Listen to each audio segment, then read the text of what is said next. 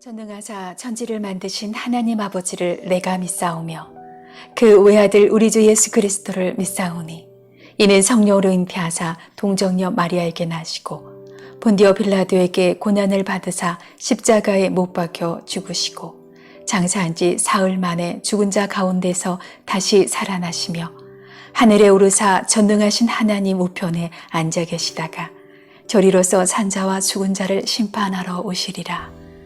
성령을 믿사오며 거룩한 공예와 성도가 서로 교통하는 것과 죄를 사하여 주시는 것과 몸이 다시 사는 것과 영원히 사는 것을 믿사옵나이다. 아멘.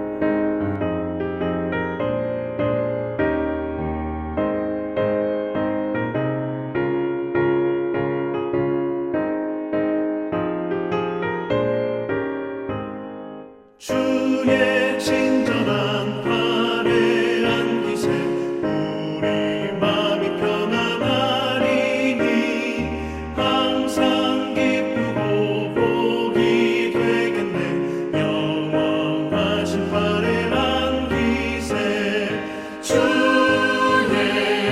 팔에 그 크신 팔에 안기세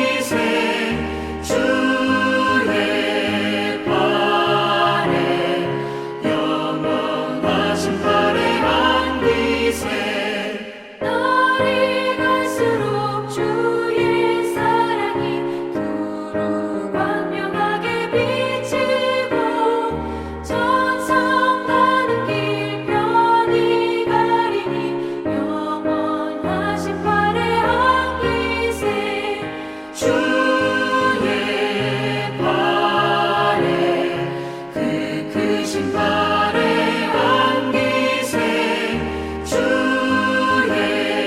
팔에 영원하신 팔에 안기세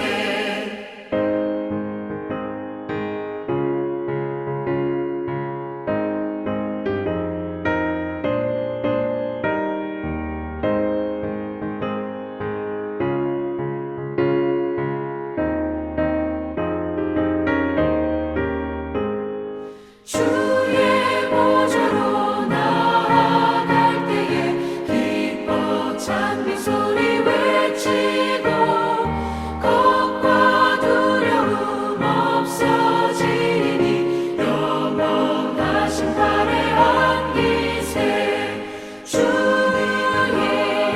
좌에 그 크신 팔에 안기세 주의 좌에 영원하신 팔에 안기세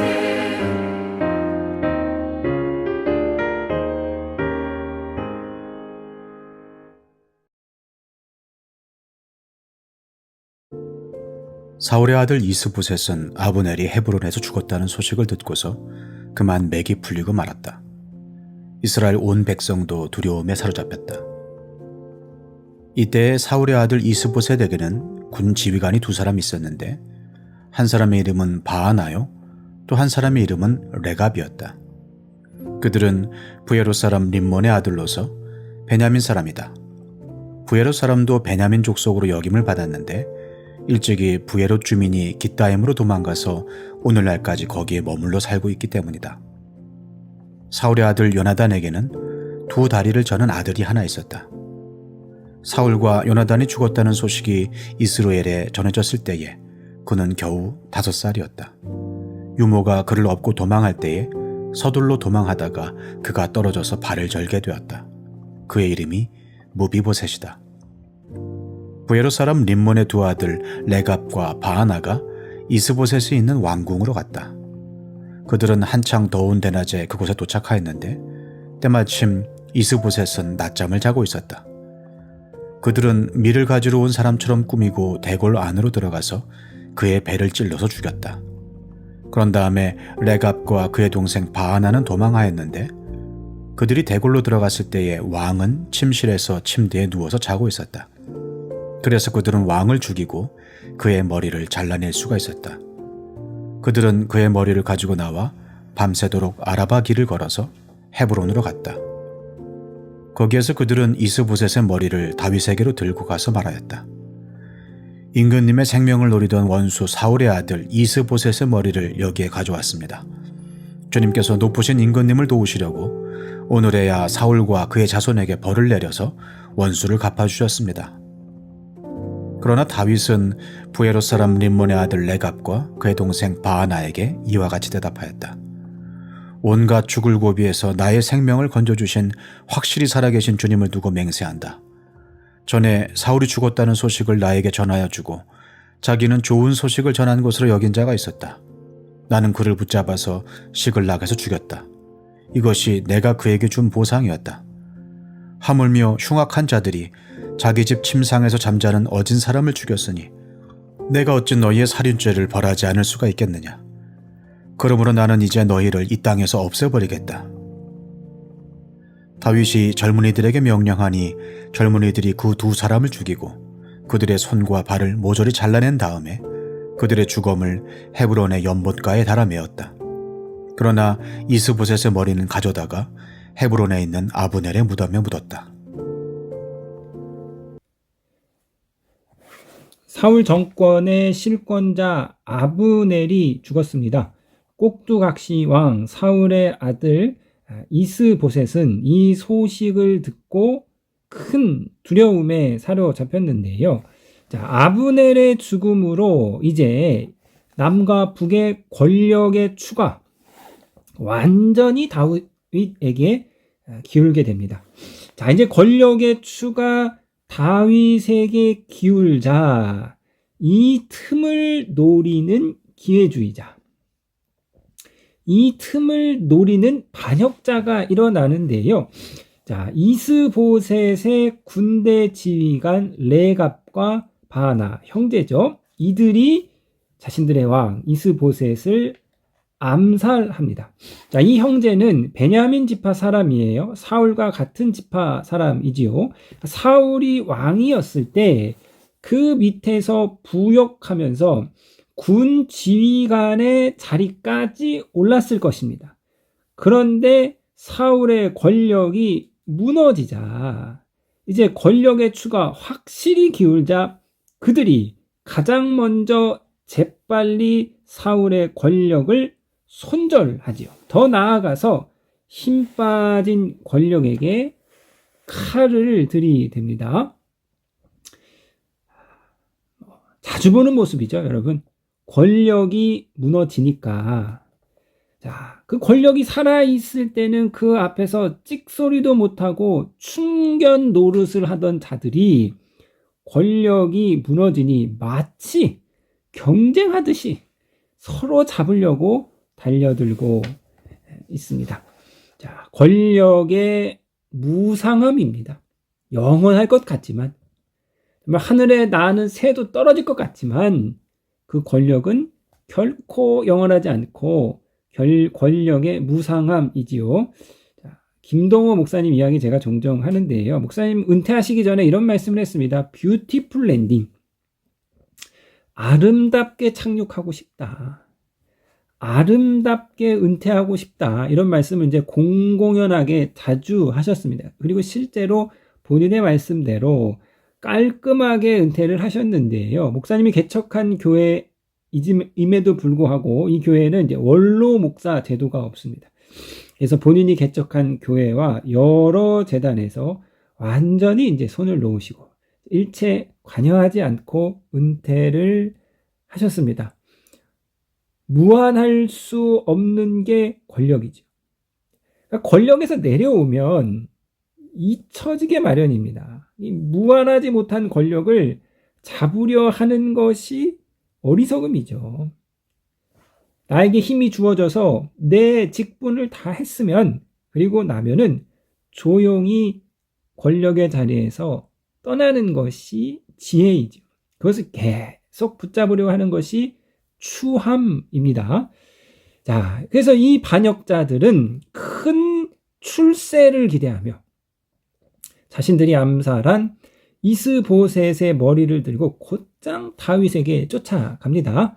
자, 다윗은 이 반역자들을, 이 철저한 기회주의자들을 오로지 이 국정의 위기를 통해서 지금 자기의 실권자 아브넬이 자기의 위 상관이 암살을 당해서 저기서 죽었음에도 불구하고 이 위기를 틈타서 오로지 자신들의 이익만을 탐하는, 오로지 자신들의 성공만을 탐하는, 이 위기를 틈타서 오로지 자신의 출세기만을 탐하는 이 반역자들의 목을 칩니다. 자, 그리하여서 이들의 목을 침으로써 다윗은 이스보셋의 죽음과 자신이 전혀 관련이 없음을 다시 한번 보여주고 있는데요. 그러니까 사울의 권력의 모든 죽음에 다윗은 전혀 관여하지 않았다. 사울과 요나단의 죽음에도, 아브넬의 죽음에도, 이스보셋의 죽음에도 사울이 전혀 관여하지 않았음을 보여줌으로써 사울 사후에 세워지는 다윗의 왕조의 정당성을 성경이 보여주고 있습니까? 다윗이 쿠데타한 거 아니다. 다윗이 반역한 거 아니다. 다윗이 정당한 방법으로 정당성을 가지고 이스라엘의 왕이 되었음을 사무엘서가 끊임없이 우리 가운데 보여주고 있습니다. 자, 사랑하는 성도님 여러분, 다윗이 왕이 되는 것이 하나님의 분명하고 선명한 뜻이었습니다.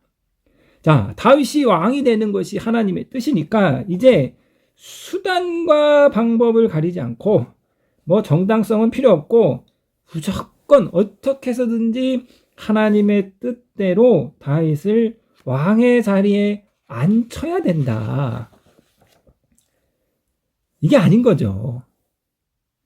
교회 부흥이 하나님의 뜻이니 불법을 행해서라도 위법을 행해서라도 수단과 방법을 가리지 않고 막 경쟁을 붙이고 막 별 난리를 다 쳐서라도 교회를 부흥시켜야 된다.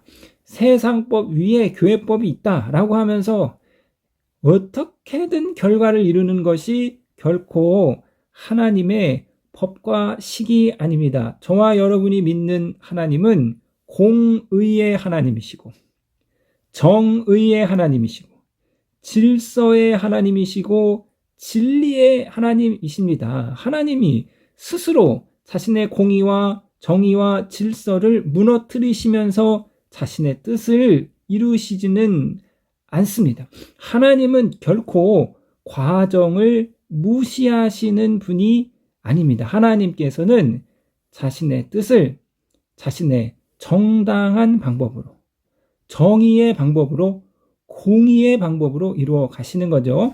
자, 정의와 공의를 이루시는 이 하나님을 굳게 붙잡고 올바른 진리의 길 걸어갈 때 하나님께서 저와 여러분들을 반드시 하나님이 계획하신 그곳 가운데 세워 주실 줄로 믿습니다. 오늘 주신 말씀 붙잡고 이 새벽에 하나님 앞에 굳건한 믿음으로 나아가시는 저와 여러분이 되시기를 주님의 이름으로 부탁드리겠습니다.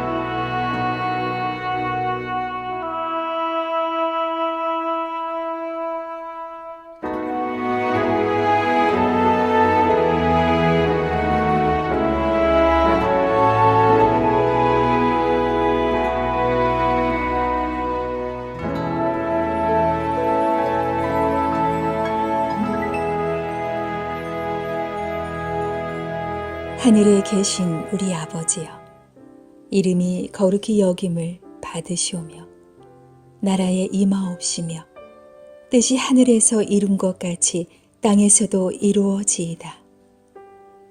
오늘날 우리에게 일용할 양식을 주옵시고 우리가 우리에게 죄 지은 자를 사하여 준 것 같이 우리 죄를 사하여 주옵시고 우리를 시험에 들게 하지 마옵시고 다만 악에서 구하옵소서.